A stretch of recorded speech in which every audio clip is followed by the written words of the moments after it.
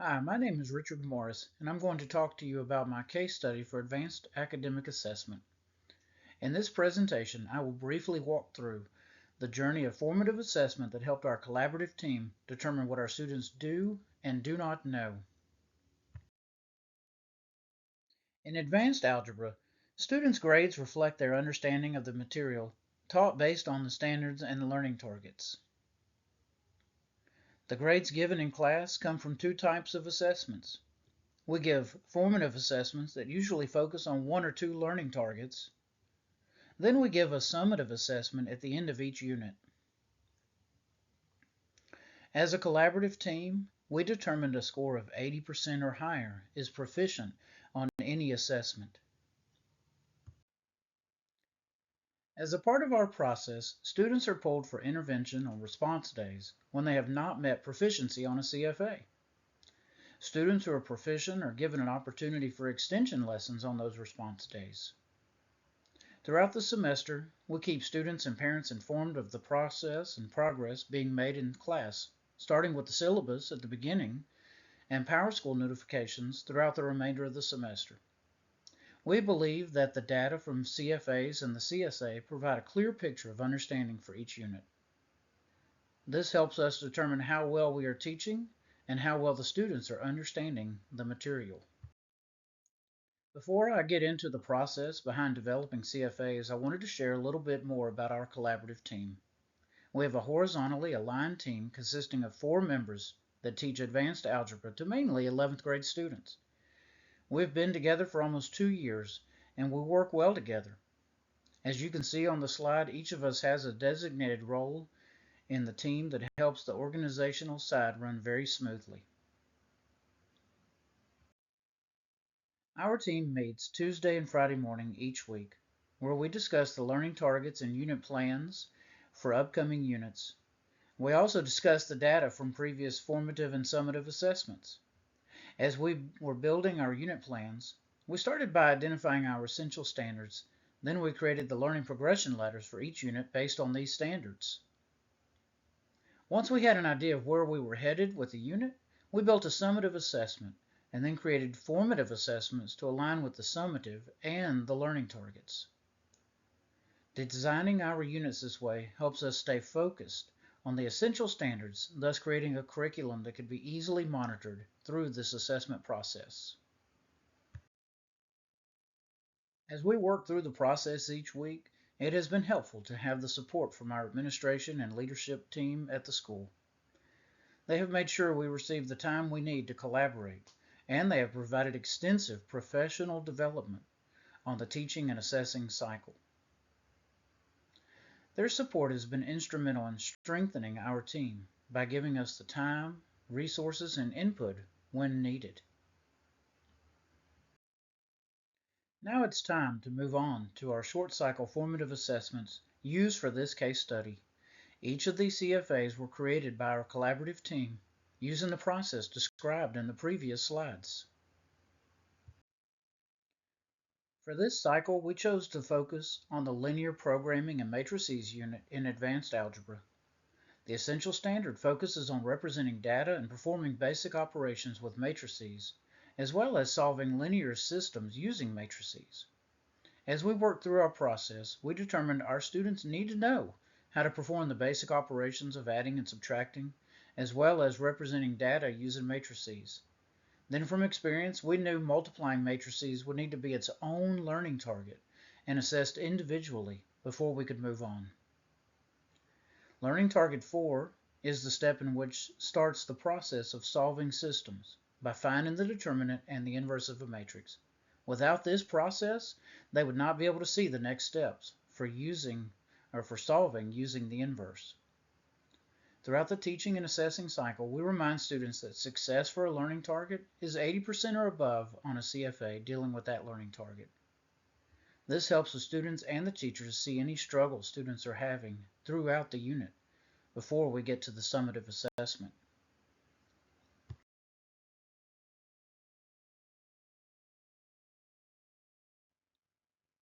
For this cycle, each student received a paper copy of each CFA.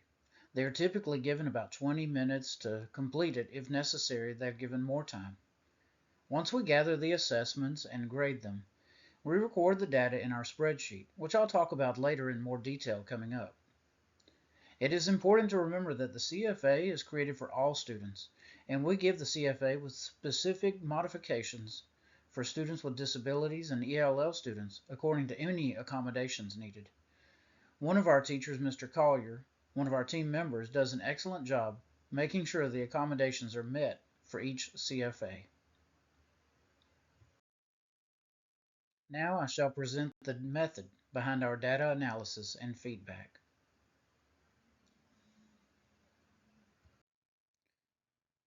As previously shared, we input our data to a spreadsheet that is coordinated by color based on the grade of the CFA.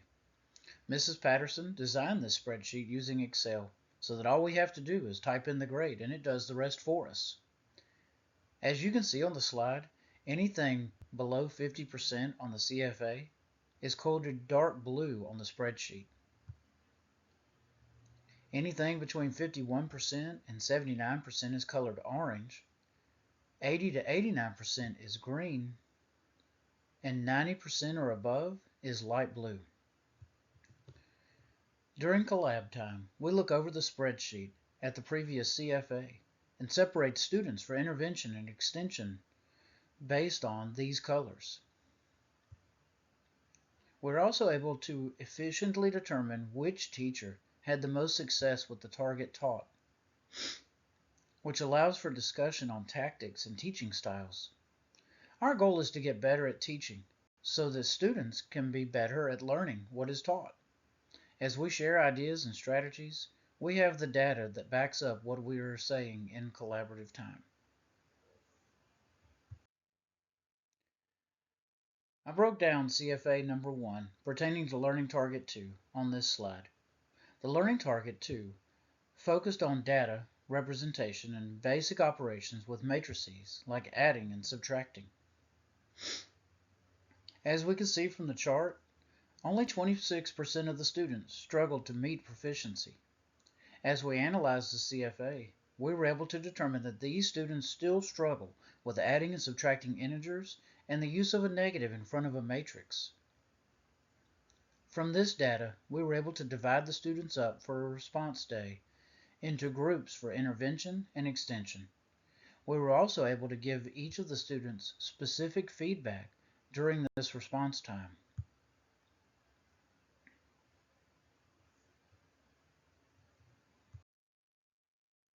On this slide is the breakdown for CFA number 2 on multiplying matrices. Once again, the teaching strategies used are working for many of the students. However, there is still 30% of the students that are not meeting proficiency. As we analyzed the CFA given to the students that did not meet proficiency, we were able to see that the process of multiplying each row and column of two matrices was the real issue in this CFA. From there, the students needed to add the entries together, which involved more steps. It is typical for some students to struggle with the multi-step process of multiplying matrices. However, overall, we were glad to see so much success, but we still needed to plan intervention for those who needed the extra help. In collab time, we divided the students up on our rosters again for response days and provided specific feedback for those students who struggled. This last CFA in this study was focused on calculating the determinant and the inverse of a matrix. This learning target is the key step to moving on to solving linear systems and linear programming. As we started to analyze the data, we were very glad to see such good results. 44% of our students clearly know how to calculate the determinant and the inverse. But as we took a closer look at the proficient group, some red flags arose in our collab time. We knew that there were only 4 questions on this CFA, and 2 of them were on calculating the inverse.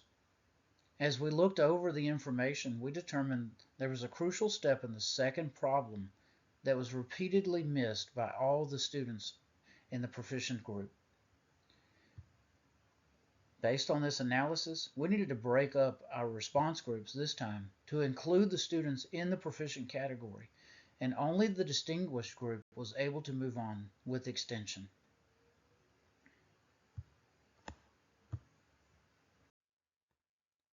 In collaboration, we planned out the lessons for the intervention and extension based on the results of the CFA.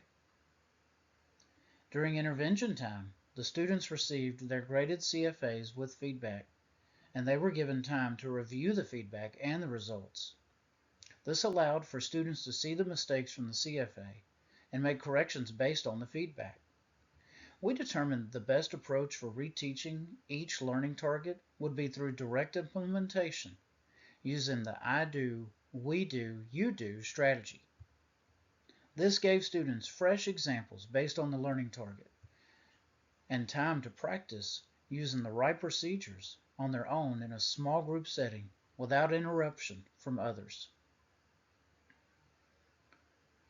After monitoring the students during this response time, the teachers gave another CFA to see how well the intervention worked during each session. We applied this model to each of the 3 intervention groups related to the assessments and learning targets given for this study. Now, the extension lessons were a little different from the interventions we set up. We decided as a team to give the students a task that incorporated the use of each learning target as the task progressed. In this task, the students had to decode a message using matrix operations and the inverse. Then they would send a coded message back to the recipient using similar methods. The goal was for students to see the learning targets used in a real-world scenario. The students were split up into groups of 3 or 4 to allow for their own cooperative and collaborative learning. The teacher spent time walking around the room, answering questions if needed from the students. On that last response day, groups that had been there each day were asked to share the results with the others in the class.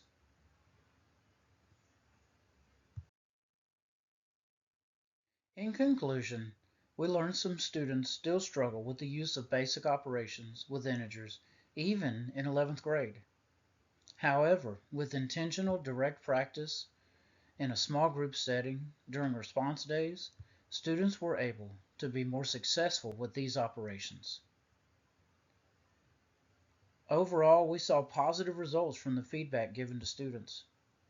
Many of them were able to mark their learning progression ladder with their results, showing proficiency before we reached the summative assessment.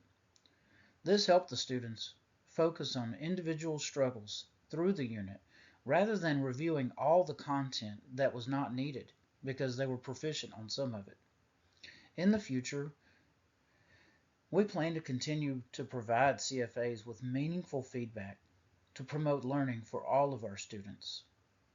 Furthermore, when it comes to the unit on matrices, we will remember to scaffold basic operations with integers as a preview to matrices to get their minds ready for the adding and subtracting. We plan to use error analysis examples as well to prevent the same mistakes from occurring in this unit that we learned here.